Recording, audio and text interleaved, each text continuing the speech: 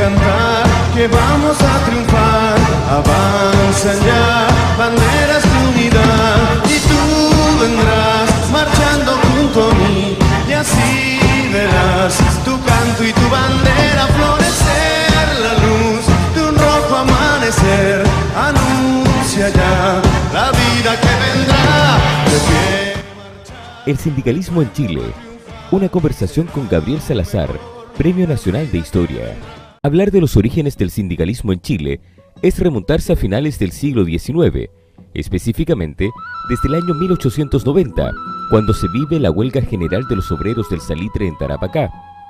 Posteriormente, en 1898, destaca la huelga general en Iquique, encabezada por la Combinación Mancomunal de Obreros.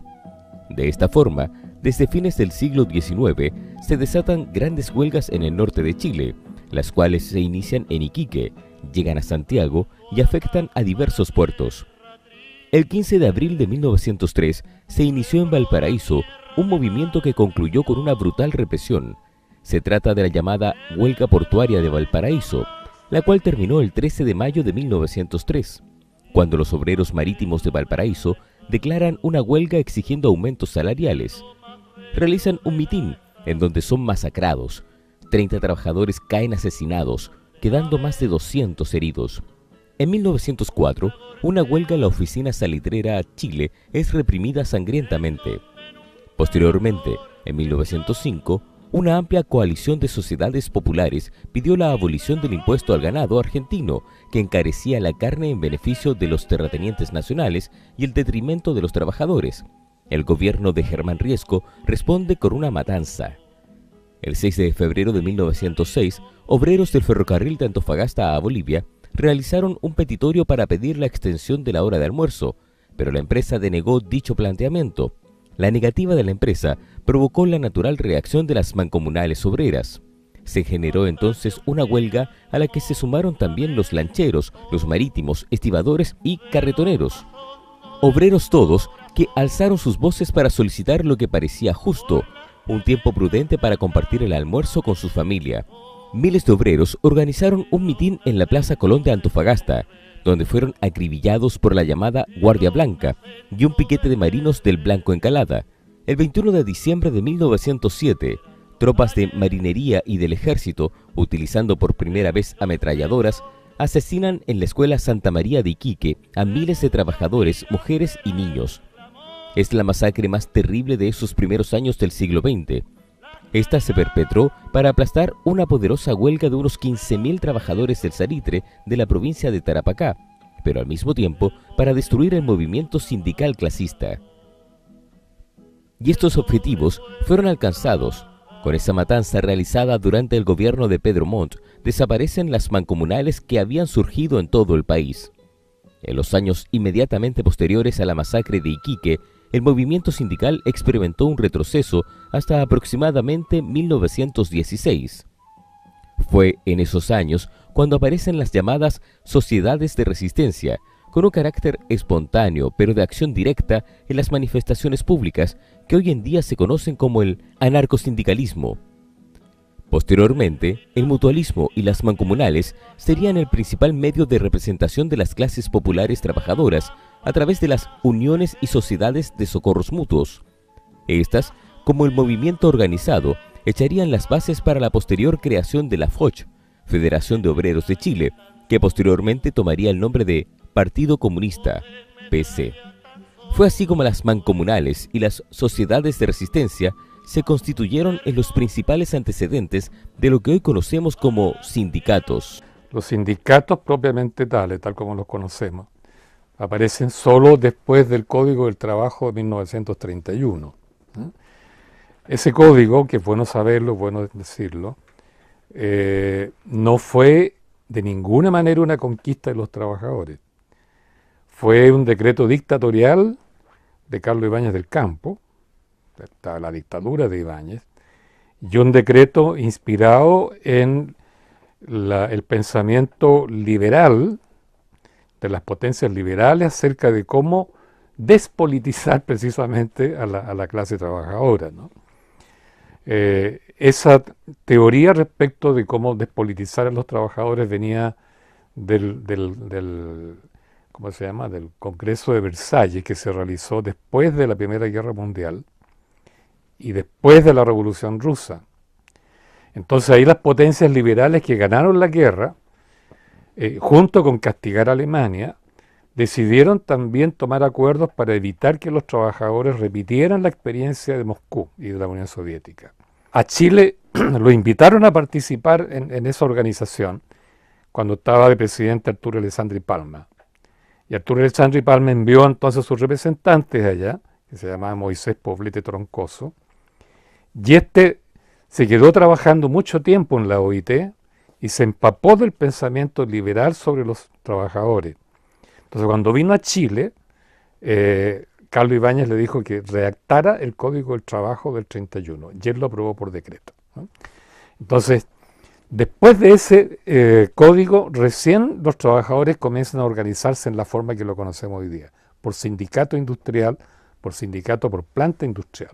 Antes del 31, los trabajadores estaban organizados de otra manera, porque estaban organizados en sociedades mutuales y sociedades mancomunales. Tiene una gran diferencia con el sindicato, ¿no?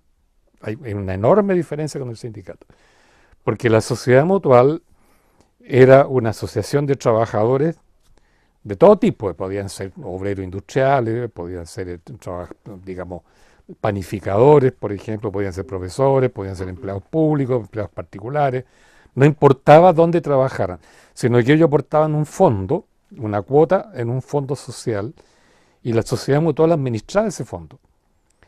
Entonces, por eso las sociedades mutuales tenían fondos propios, tenían capacidad para administrar esos fondos, y ellos tomaban las decisiones en asamblea democrática, donde estaban los socios, estaban la familia de los socios, estaban las mujeres, los cabros chicos, etc.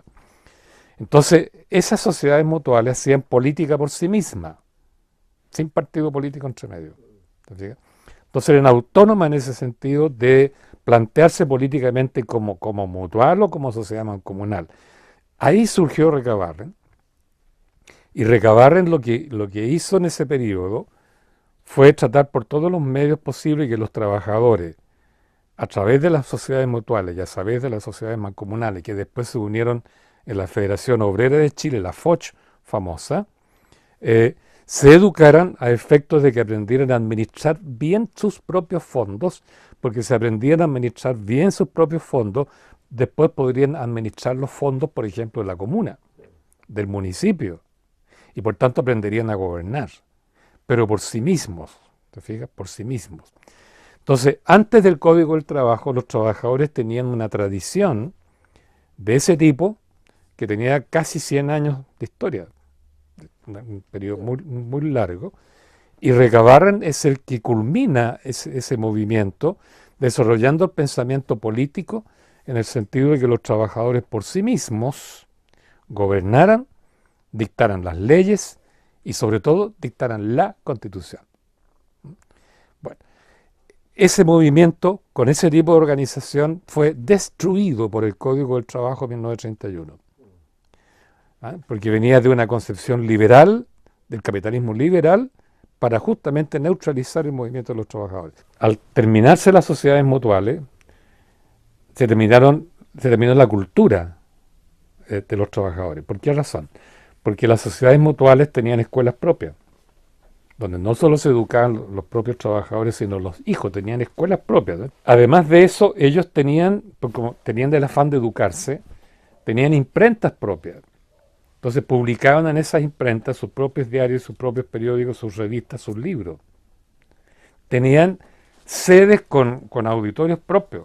Entonces tenían grupos de teatro, grupos musicales, tenían de todo, ¿no? Todo eso se acabó con los sindicatos. Los sindicatos, después del 31, no tuvieron imprenta. No tenían periódicos propios. ¿Te fijas? No publicaban libros. No tenían sedes con auditorios de obras de teatro, qué sé yo, de todo. Nada. Entonces el nivel cultural de los trabajadores fue bajando, ¿no? Y al quitarle además el control del fondo social, que lo administró el Estado con la banca privada, al quitarle el monopolio de la política, que se lo entregan a los partidos políticos, la clase trabajadora quedó convertida en una masa peticionista. ¿te fijas? Y todo ciudadano que se dedica solamente a pedir no es un verdadero ciudadano, porque no es soberano. El verdadero ciudadano decide las cosas, no las pide, ¿no? Durante las primeras 2 décadas del siglo XX, la economía chilena dependió casi exclusivamente de un solo producto, el salitre, el que contaba con una alta demanda externa. El punto más alto de las exportaciones salitreras se alcanzó justo antes del inicio de la Primera Guerra Mundial. No obstante, como consecuencia de la Primera Guerra Mundial, se produjo una contracción del mercado externo que obligó al Estado a implementar una estrategia de sustitución de importaciones. A partir de la segunda década del siglo XX, el Estado se transforma en una fuente de empleo, especialmente para la clase media, produciendo la expansión de esta clase y generando un desequilibrio creciente entre la progresiva incorporación de grupos sociales al proceso político y el lento mejoramiento de la condición de dichos grupos. En ese contexto, la elección de Arturo Alessandri simboliza la victoria de los trabajadores, pero también de los sectores reformistas del bloque dominante.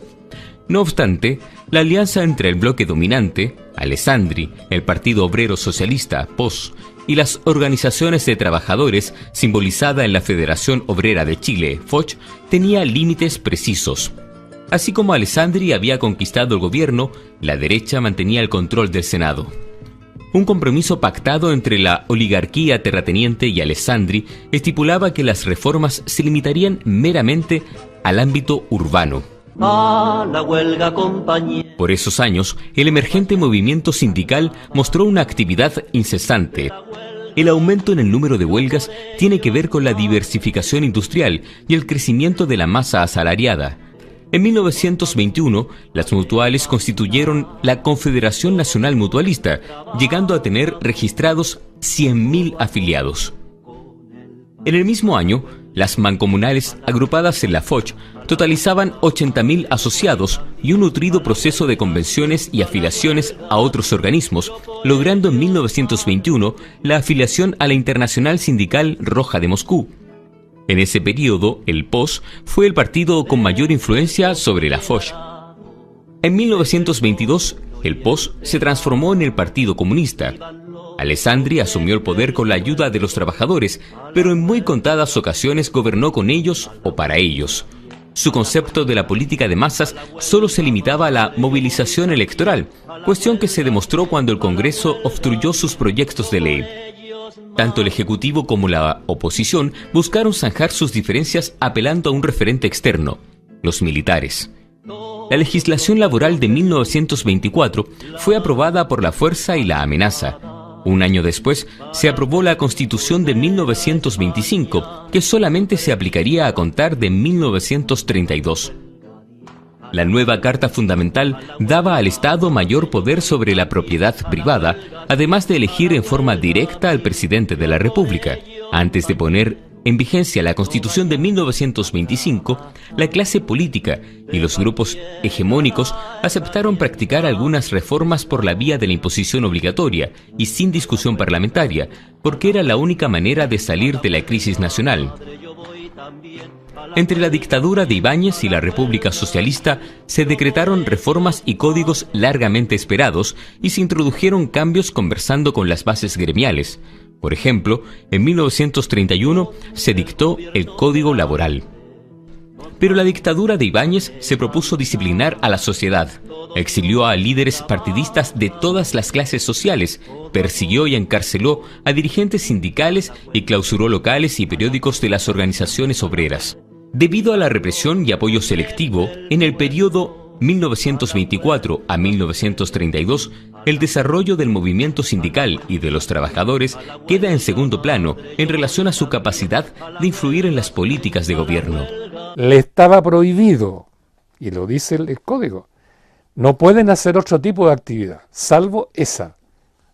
Entenderse con el patrón para discutir el contrato de trabajo pertinente. Entonces, en torno a eso podían hacer huelga, etcétera, etcétera, pero solo con el patrón.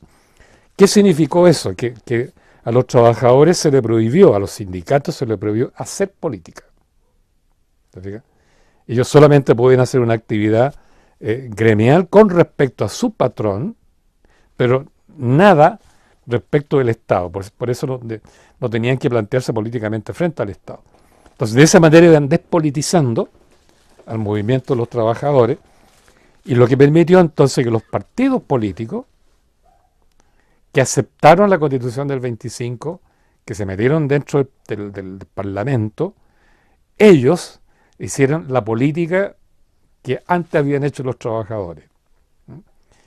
Por eso cuando se constituyeron los partidos políticos y comienzan ellos a decir nosotros vamos a representar a los trabajadores, dejaron fuera a Recabarren y lo mandaron cambiar. El discurso de Recabarren era muy distinto. Entonces después del 31 tenemos sindicatos que no hacen política. Lo más que hacen es pelear por su salario, discutir los términos del contrato y punto. Y por eso es que después del 31 los trabajadores organizados dejaron la política en manos del partido político. Y ellos nunca más. Eso fue muy importante porque entonces los partidos políticos van a monopolizar la política y de esa manera los trabajadores, como quien dice, nosotros solamente pedimos, ¿ah? No decidimos nada, solo pedimos. No solo más salarios, sino que le pedimos al Estado que resuelva nuestros problemas y los políticos se encargan de eso. Entonces, eso significó un empobrecimiento de los trabajadores en términos de su capacidad política. Las sociedades mutuales, yo dije, administraban ellas su fondo, que era un fondo previsional. ¿Te fijas? Era un fondo previsional. Con el Código del Trabajo, las cotizaciones de los trabajadores pasaron al seguro obrero. Y el seguro obrero, todo el fondo que ahí se juntaba de dinero, que era una enorme cantidad de plata, lo administraba el Estado con los bancos, sin los trabajadores. O sea, los trabajadores después del 31 perdieron la capacidad de administrar sus fondos sociales, sus fondos previsionales. Eso pasó al Estado y pasó a la banca privada. Entonces, de ahí que no solo se empobrecieron en términos políticos, también perdieron poder sobre sus propios fondos sociales, que en este caso fue enajenado y pasó al Estado. Entonces, por eso es que los sindicatos después del 31, y hasta el 73 y hasta el día de hoy, pelean fundamentalmente por su contrato de trabajo, por el problema del salario, y no hacen política. ¿Te fijas? Pueden militar en un partido político, pero como sindicato no. En 1930 se vivió la llamada crisis del capitalismo, la cual afectó fundamentalmente las exportaciones de materias primas y en particular al salitre.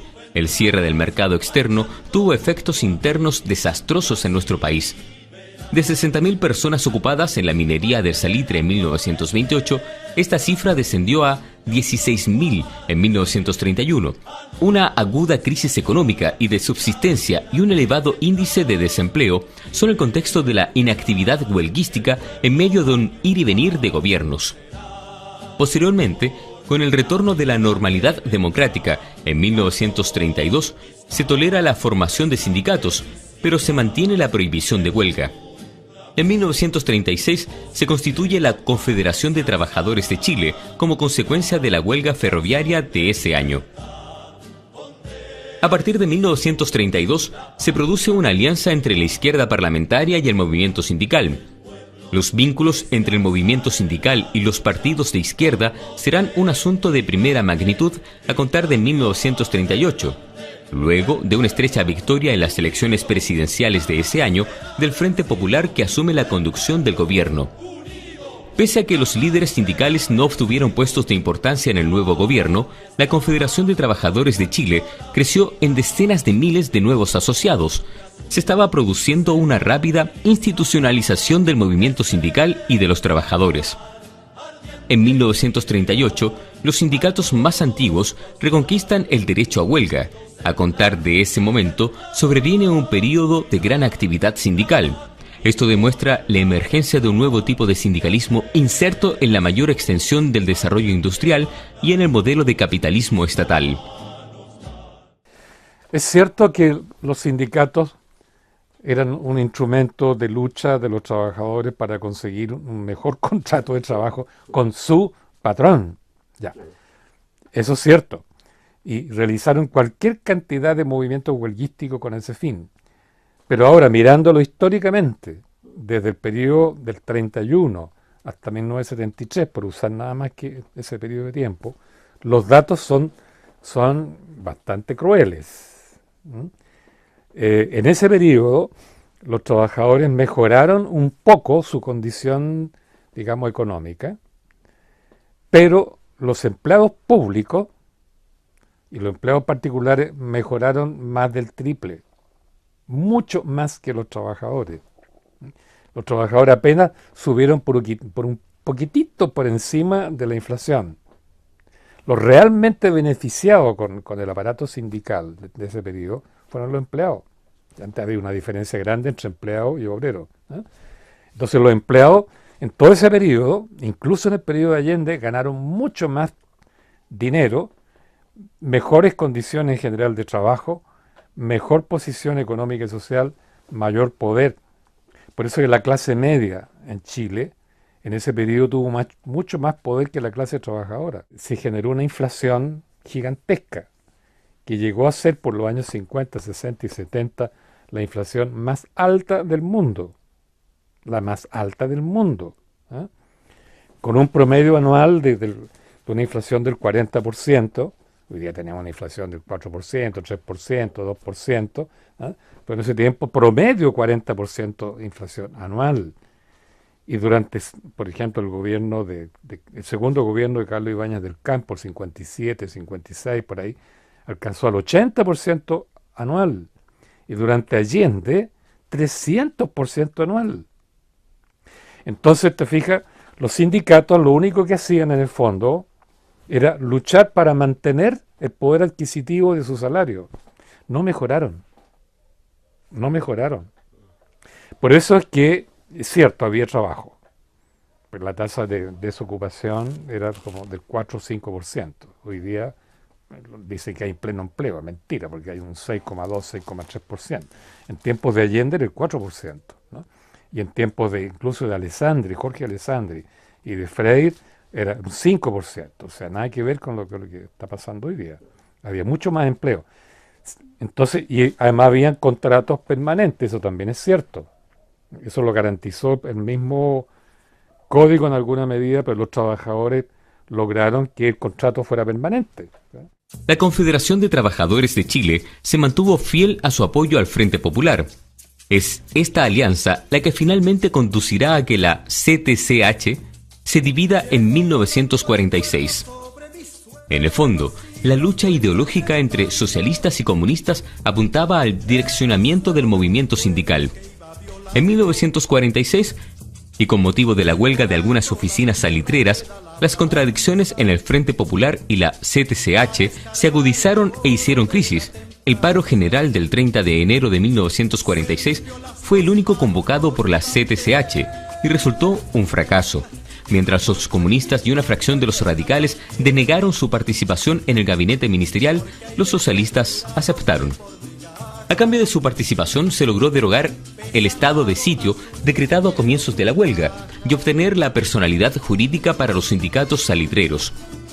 Así llegamos al periodo entre la huelga de 1946 y la conformación de la Central Única de Trabajadores en 1953, el cual está marcado por el acercamiento del Partido Comunista al gabinete del presidente González Videla. En 1948 se dicta la Ley 8.987, también conocida como la Ley Maldita. Esta ley autorizó la persecución, encarcelamiento y deportación de los líderes comunistas. Se abre así un periodo de selectiva represión sindical, especialmente hacia los sindicatos comunistas. En el periodo 1946-1953 se fundaron numerosas organizaciones sindicales de obreros y empleados. Este lento proceso de agrupación sindical condujo a la formación de la Central Unitaria de Trabajadores en 1953, teniendo como figura a Clotario Blest. Los hitos principales del movimiento sindical en ese periodo es muy curioso, ¿no? Primero se organizaron los sindicatos y crearon la CTC, la Confederación de Trabajadores de Chile, 1936. ¿Qué es lo primero que hizo la CTC? Entregó toda la responsabilidad política al Partido Comunista, al Partido Socialista, al Partido Radical, o sea, al Frente Popular. Y la CTC se dedicó exclusivamente a huelga por el salario, porque la inflación ya estaba alta. ¿Qué ocurrió? Que luego los partidos políticos que dirigían la actividad política del pueblo se dividieron. El Partido Comunista, ya, lo que dice Moscú, lo hacemos aquí. Tercera Internacional, qué sé yo, y comenzó a zigzaguear de acuerdo a la política de Rusia, de la Unión Soviética. El Partido Socialista dijo, no, yo no estoy con Rusia, nosotros estamos con América Latina. Se pelearon, se balearon, se acuchillaron en las calles fines de los años 40 y comienzo del 50, un escándalo. Por eso es que el Frente Popular no duró casi nada, los partidos políticos se pelearon, la CTC reventó, porque la CTC dependía de los partidos políticos, y por 1950, 49, 50, no había una organización sindical a nivel nacional. No había una federación, no había una confederación sólida. Estaban todos desencantados los partidos políticos. Es en ese contexto, te fijas, que hay un hito importante, la aparición de Clotario Blest. Clotario Blest se dio cuenta que los partidos políticos no estaban haciendo la política que el pueblo quería porque estaba enredado en la legalidad del Estado, que era liberal. Se dio cuenta que los trabajadores estaban enredados en el Código del Trabajo, que también era liberal. Entonces don Clotario, que fundó la NEF, el año 43, que fundó la CUT después, el 53, pensó hacer todo eso para que los trabajadores recuperaran su autonomía política. Volviendo al discurso de Recabarren, él había conocido a Recabarren. Entonces, que los trabajadores por sí mismos hicieran, eso es lo que quería Clotario Blest. La autonomía política de los trabajadores y los partidos por otro lado, porque no habían logrado nada. Por eso es que fundó la CUT y por eso es que comenzó a plantear un proceso revolucionario a partir de la CUT, desde el 53 en adelante. Y él lo pensaba mucho a través de huelgas generales, huelgas nacionales, ¿no? Y le agregaba otra cosa, que los trabajadores debían resolver los problemas por sí mismos, no pedir, sino resolverlo en directo. Acción directa, dijo el viejo. Acción directa. ¿Qué ocurrió? Que Allende, el 58, sacó una votación interesante, porque se había presentado antes y le fue pésimo. Pero el 58 estuvo a punto de ganar la elección. ¿Qué ocurrió entonces? Que los partidos políticos dijeron, no ve, podemos ganar el gobierno, cuestión que nos organicemos, y en consecuencia crean de nuevo nosotros, por decirlo así, dejaron de lado a Clotario Blest, lo mandaron cambiar, le quitaron la CUT, y del 61 en adelante la CUT quedó en manos de los partidos políticos, de nuevo. Posterior a la creación de la CUT en 1953, durante el gobierno de Ibáñez, se produjo una crisis inflacionaria frente a la cual los partidos de gobierno propusieron autorizar un reajuste del 50% del costo de la vida y se instituyó el salario mínimo. Mientras la inflación decaía, el desempleo aumentaba. Los últimos meses del gobierno de Ibáñez transcurrieron en medio de una alta inflación y bajo desempleo. Se llega así al paro general del 7 de julio de 1955, que se constituyó en un hito en el movimiento sindical. Uno de los antecedentes fue una campaña organizada por la CUT en pro de una bonificación a todos los trabajadores como una forma de paliar los efectos de la inflación sobre el poder adquisitivo. Esta acción congregaría a todos los sindicatos, contando con la adhesión tanto de sindicatos de obreros como de empleados. Los objetivos de este movimiento incluían peticiones económicas, previsionales y políticas. En el memorándum elevado al Ejecutivo, la CUT le expresa la necesidad de realizar un proceso de redistribución de la renta nacional como primera medida de fondo. No obstante el contexto de fondo que rodea el paro de 1955, la solución pacífica operó por la vía del diálogo en comisiones. Esto dejó en evidencia una de las tácticas del movimiento sindical desde 1953, al menos hasta la asunción de Salvador Allende: las huelgas por reivindicaciones salariales, específicamente en el marco de alzas en el costo de la vida. Después, Durante la década de 1960, con la llegada de la democracia cristiana al Ejecutivo, empezó la sindicalización campesina. Sin embargo, son los sindicatos industriales los que lograron movilizar a la mayor cantidad de trabajadores en conflicto, tanto en huelgas legales como ilegales. El contexto en que se desarrollaron estas huelgas tiene características comunes.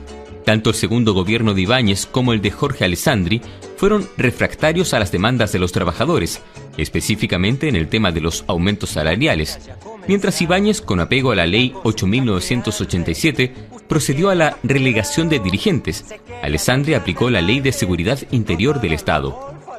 La década de 1960 se caracterizó por un agudo crecimiento en la actividad política y social. En 1965 había 2.059 sindicatos con 292.661 socios, mientras en 1970 la cifra de sindicatos era de 4.511 con 551.086 socios. Para el caso de los sindicatos rurales se puso en vigencia una ley especial en abril de 1967. A mediados de 1970 había 500 agrupaciones en 3 federaciones que contabilizaban 130.000 miembros. De igual modo, en 1965, la CUT presenta ante el gobierno un documento titulado Plataforma de Lucha.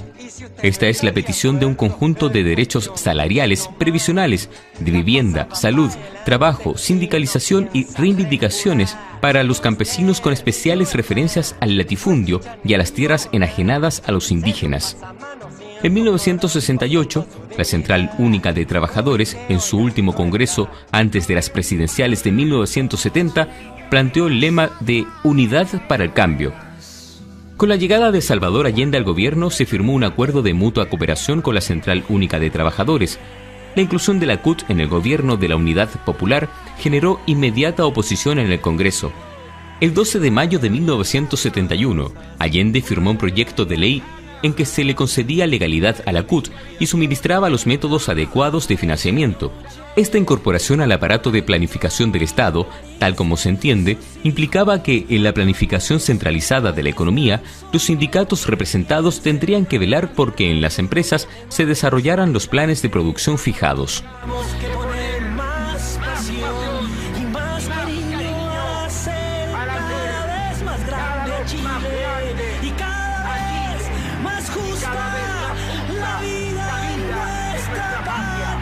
Se consolidó al principio con la CTC en la actividad peticionista y para que los partidos políticos del Frente Popular resolvieran los problemas de fondo. Pero eso fracasó y reventó, ¿no es cierto? Después viene la política de Clotario Blest de consolidar el movimiento sindical en torno a una lucha política autónoma de los propios trabajadores, ¿no? Y eso estaba funcionando, pero al triunfar Allende, al casi triunfar Allende el 58, eso envalentonó a los partidos que recuperaron la confianza, se apoderaron de la CUT y consolidaron la CUT como un movimiento sindical de nuevo peticionista, donde los partidos políticos son los que hacen la política del pueblo. ¿Te fijas? Pero eso revienta nuevamente el 73. ¿No? Entonces hay un periodo largo ahí en que el movimiento sindical se debilitó enormemente, en parte por la represión, en parte por la desindustrialización que aplicó la dictadura, y en consecuencia hay un periodo largo ahí que el movimiento sindical pierde todo perfil. Hubieron intentos, ¿no? Hubieron gestos, organizaciones, grupos, personas que lucharon contra la dictadura, se pueden mencionar, hay varios dirigentes, pero en su conjunto el movimiento sindical no tuvo la fuerza que tuvo en los años, por ejemplo, 50, ¿no? Cuando estaba Clotario Blest a la cabeza. Todo lo que yo conozco, todas las movilizaciones sindicales de los trabajadores sindicalizados, ¿no? De la dictadura para acá, los que han tenido éxito siempre han sido en el plano estrictamente económico, porque no se han planteado políticamente hasta el día de hoy. Fíjate, todo el periodo que duró Arturo Martínez la dirección de la CUT, ¿no? Todo lo que hizo Martínez todo el tiempo, en el tiempo de la concertación, fue nada más que discutir con la Confederación de la Producción y el Comercio el monto de los salarios para el año próximo. Claro. ¿No? A comienzos de año más o menos se ponían tus conversaciones, 2 o 3 conversaciones, se llegaba a un acuerdo y nunca más. Y nunca más. No, el movimiento sindical después de la dictadura no ha tenido ninguna presencia histórica. Puntualmente un gremio puede tirarse una huelga y gana la huelga. Digamos, los trabajadores van a ganar, digamos, los trabajadores del cobre van a ganar todas las huelgas que se proponga, pues, para el cobre y para Chile. No obstante, tras el golpe de Estado del 11 de septiembre de 1973, se produjo la destrucción y también remodelación del movimiento sindical chileno. El golpe de Estado evidenció la debilidad estructural del movimiento sindical y de los partidos políticos del bloque de gobierno. Posteriormente, con la llegada de los gobiernos de la Concertación, se empieza a perfilar un nuevo tipo de sindicalismo marcado por la descentralización y diversificación de la estructura sindical.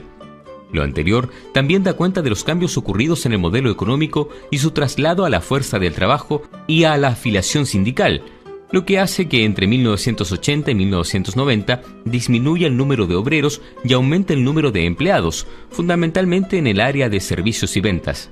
Finalmente, en la actualidad, se está produciendo un cambio generacional entre los sindicalistas. Muchos problemas actuales del sindicalismo chileno tienen relación con el arrastre derivado de las reformas estructurales y la fuerza que impuso la dictadura sobre la economía y la sociedad chilena.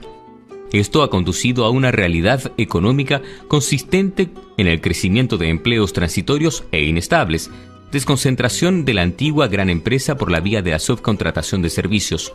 Esto ha llevado a que, obligadamente, los sindicalistas repiensen su papel al interior de estas nuevas relaciones de producción, a objeto de producir eficiencia en el trabajo con sus afiliados. Esto tiene que ver con el tipo de dirigentes sindicales que hoy en día se necesitan para entablar y manejar negociaciones ante el gobierno y los empresarios. Dirigentes que además entienden la historia de las conquistas de los trabajadores, pero también los nuevos escenarios, internalizando el cambio y la continuidad en el movimiento sindical y de los trabajadores en Chile. Yo creo que el sindicalismo, pensando de aquí para adelante, tiene mucho que cambiar para poder ser un actor social, que el rol que le corresponde, un actor social importante. Porque yo creo que tiene que volver a recuperar su autonomía política. Significa que tiene que desembarazarse de la hegemonía de los partidos dentro de la organización sindical. Porque los sindicatos, la CUT hace lo que los partidos que la dominan quieren. No es lo que los trabajadores quisieran. Ese es un hecho. Tiene que desembarazarse de esa férula que los tiene agarrados para poder hacer política por sí mismos, ¿no? Porque son ciudadanos soberanos, ¿no? Por un lado. Por otro lado, tienen que recuperar el fondo social. En este momento el fondo social nuestro, de todos los trabajadores, suma la increíble cantidad de 270.000 millones de dólares, es una cantidad monstruosa. Es tan grande como todo el PIB chileno, ¿no? Más o menos. Pero está administrado, te fijas, ni siquiera por el Estado, sino que por empresas privadas, ¿no? Entonces, lo mismo que se requiere renacionalizar el cobre, hay que socializar, no estatizar, socializar el control del Fondo Social de los Trabajadores, que está ahora en la AFP y en la ISAPRE. Y hay que volver a recuperar la capacidad para administrar los trabajadores, sus propios fondos, igual como las mutuales en otra época, que es lo que quería Recabarren. Si hacemos ambas cosas, hay otra tercera cosa que los sindicatos tienen que hacer. El Código del Trabajo del 31 los obligó a los trabajadores a encerrarse en la fábrica y pelear con su patrón, ¿no? Y le quitó esa posibilidad que tenían las mancomunales, que se asociaban con todos los actores sociales. Te pongo un ejemplo. Nunca, jamás la CUT se ha asociado orgánicamente, políticamente, con los movimientos pobladores. Tampoco con los estudiantes. No han formado un frente único con la ANEF. Tampoco con los trabajadores de la salud, aunque algunos están dentro de la CUT, digamos. El sindicalismo ha sido muy, como te dijera, muy puertas adentro con respecto a la industria y con respecto al patrón. Entonces no han buscado alianzas de clase, socialmente hablando, no de partido político, alianzas de clase. Eso es lo que hicieron en la época de Recabarren.